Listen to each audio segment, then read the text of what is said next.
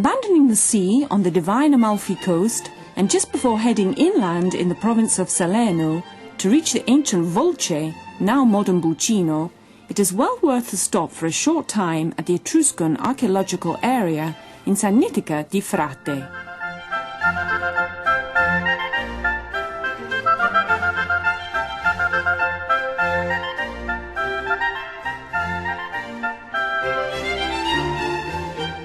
It contains an important historical site and a green oasis in a large, striking area.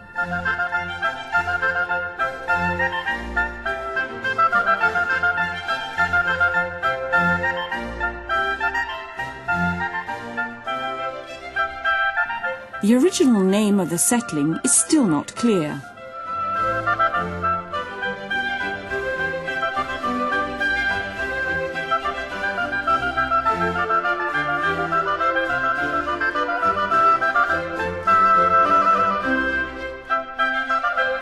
In the ancient centre, the ruins of inhabited dwellings are evident, and a basolata artery road, on which there was an architectonic relief in a very similar effect to plastic, as well as the portrayal of Heracles killing Nemeo's lion.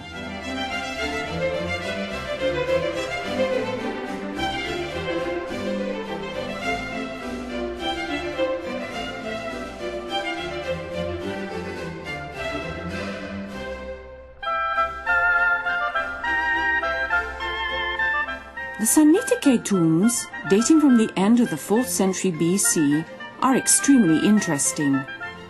2 of the visible 8 still preserve the funeral beds, adorned with cushions in grey tuff stone.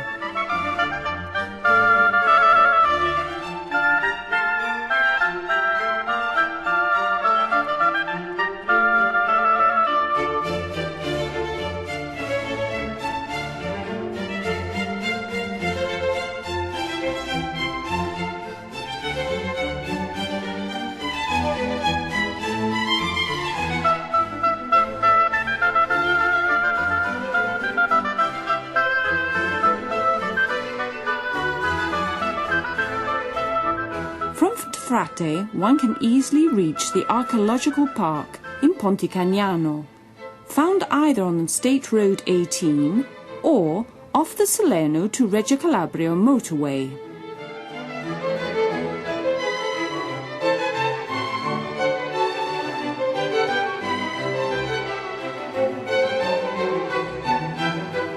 The visible part belonged to the Roman colony of Pincentia, who found it in 268 BC and who deported the earth from Salerno to the river Selle by men belonging to tribes from Pincentini on the Adriatic coast.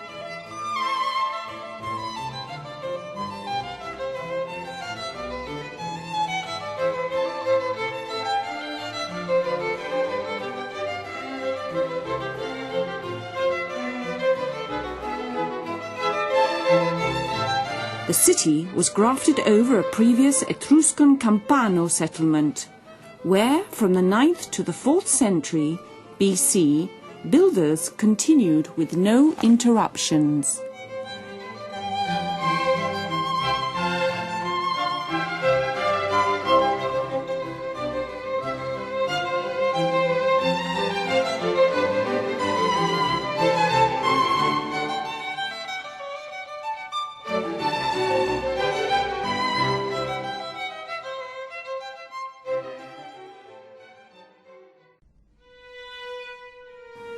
Continuing the itinerary towards the south of the peninsula, one can pause at the Archaeological Museum of Eboli, which was recently opened and where we can find valuable funeral trousseaux on display, belonging to the necropolis which was discovered on the land around Eboli.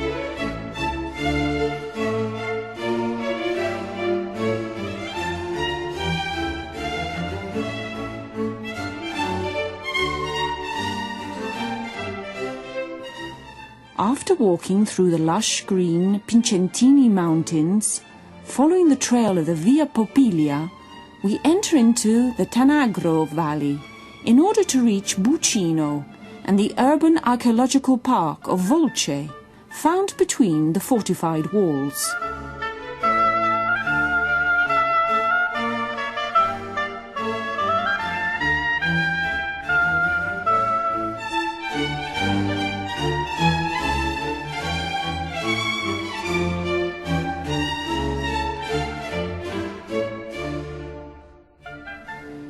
Livio informs us that the colony was deduced in 209 BC, at the time of the Punic War. It became a municipium during the 1st century, when 4 roads brought it to the attention, and it was assigned to Pompeii.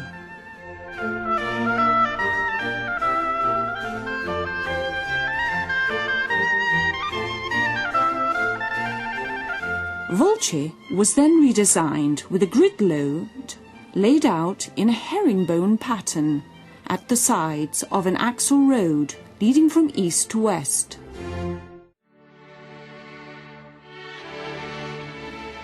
Our walk starts on foot from the Via Egitto and heads towards the present Porta San Mauro, where a trace of the wall from the Lucana age is still noticeable, and built for strategic purposes between 2 paramounts, filled with earth and stones.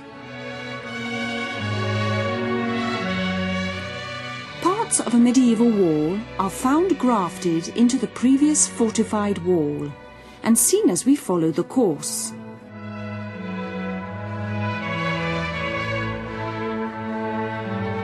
On the opposite side, the Porta Sant'Elia can be located, which seems to be protected by a tower that is no longer visible.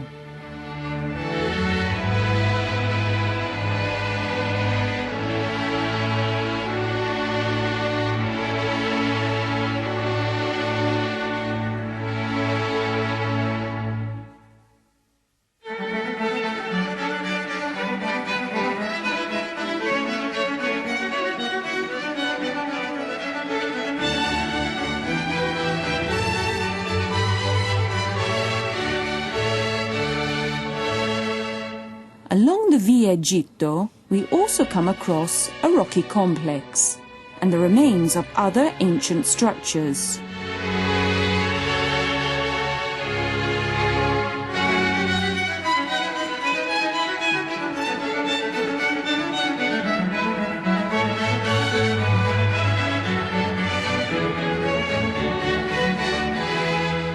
Here, a terracing on 3 floors followed the excavation of a grotto found inside, dating between the 6th and 7th century AD, and used as a shelter for man or animals.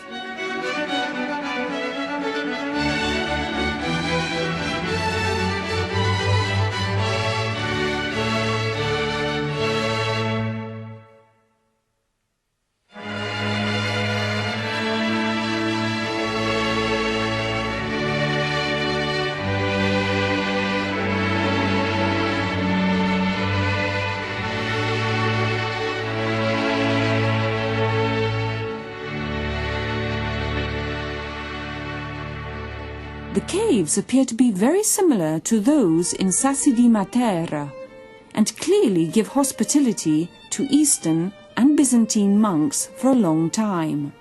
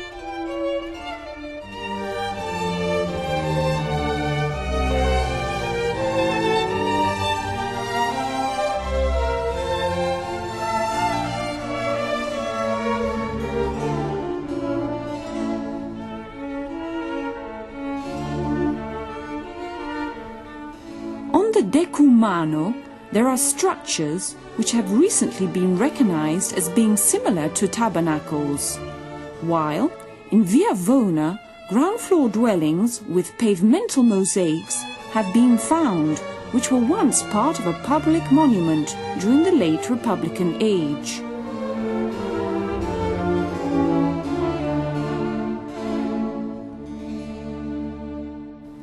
A stately building structured into 3 naves and datable from the 1st to the 2nd century AD is visible in Via Canali.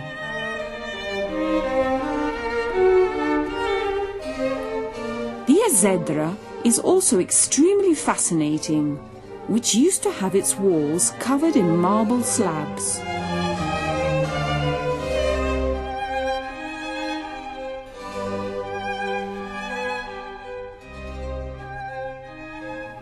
The central hall still preserves a beautiful pavement in polychrome mosaic, where the figure of Heracles is portrayed in the middle of a field, clothed in lion skin and armed with a club.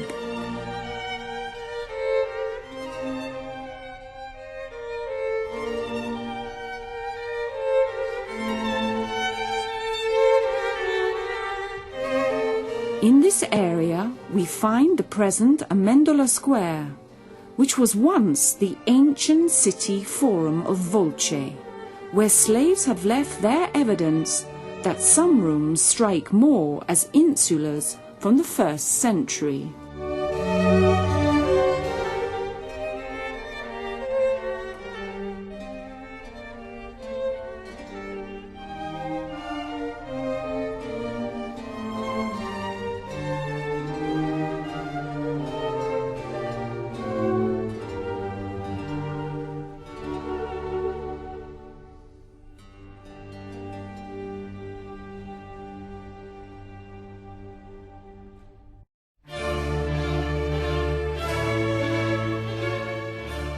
During the late Republican age, a small temple on a platform can be seen in Via Santo Spirito, still containing a visible littico basement grafted in an incredible jutting-out cornice.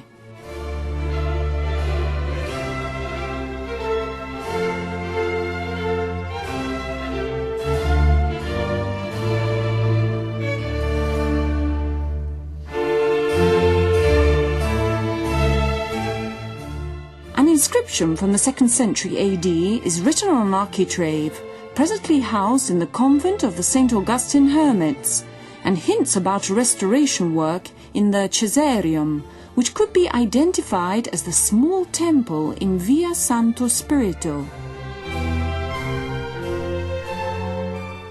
Above it, during the Middle Age, a church was built, with a pavement in coccio pesto, which preserved the marks of a circular pool, may be used as a christening font for the immersion ritual. The building of Santo Stefano is instead situated along the northern slope to the east of the hill. Among the archaeological discoveries, the banqueting room is of extreme interest, found on the upper terrace, and where its pavements is enriched by mosaic with a 6-pointed star made of coccio pesto and 4 dolphins at its angles. The triclinari beds confirm the probable ritual use of the room, on which a rural villa was later built.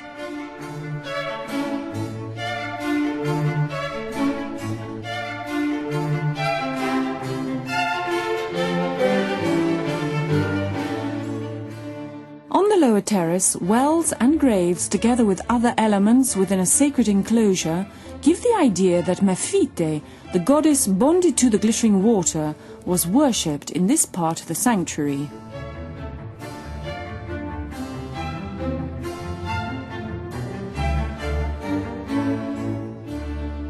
A chamber tomb from the end of the 4th to the 3rd century BC was rediscovered in the inner part, which brought to the light a sumptuous trousseau, owing to its quality and also the quantity of objects like vases, bronze, silver, earrings and even a gold bracelet, and a ring with an inserted cornelian, as well as other objects for personal use.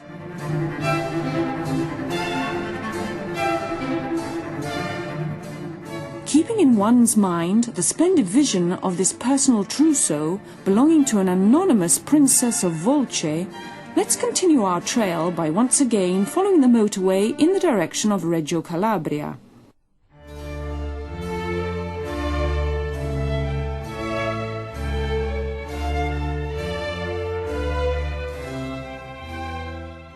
Along the way, another pause is a definite must at the baptistery of San Giovanni in Fonte, found in the vicinity of the Certoso di Padula.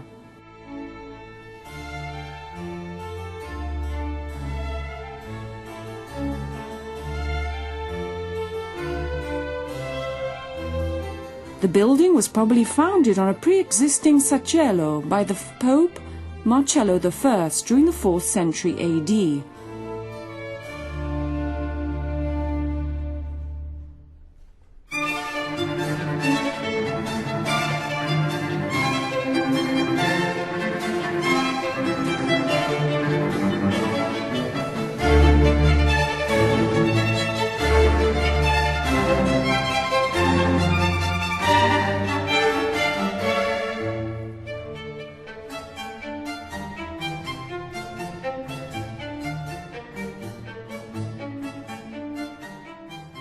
The christening font is in a quadrangular shape with a higher octagonal shape in which a veil would have once been inserted.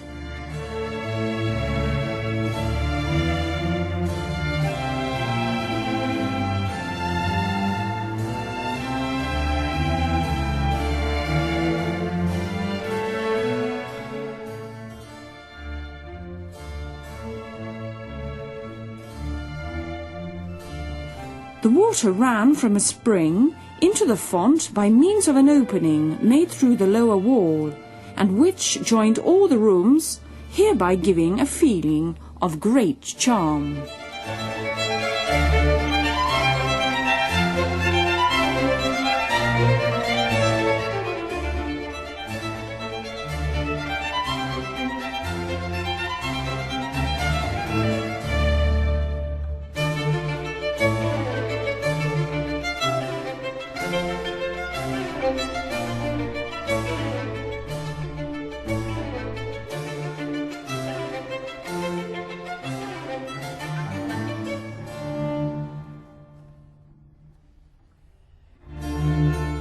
Another two openings made the rising water flow towards the outside in a small closed channel, and so the building was like a sort of happy island.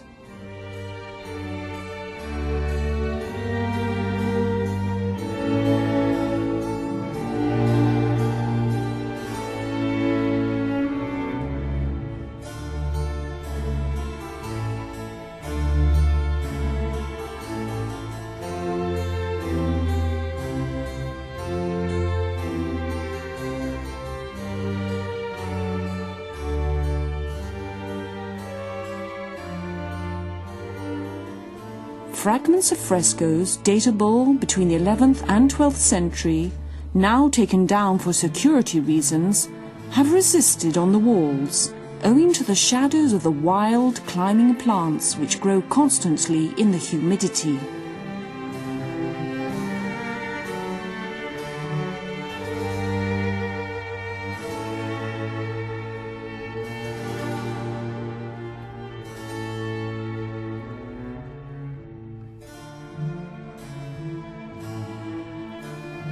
The ruin and the lush vegetation have given a romantic aspect to the place, which during the 1800s had all fascinated and drawn the cultured travellers on their grand tour.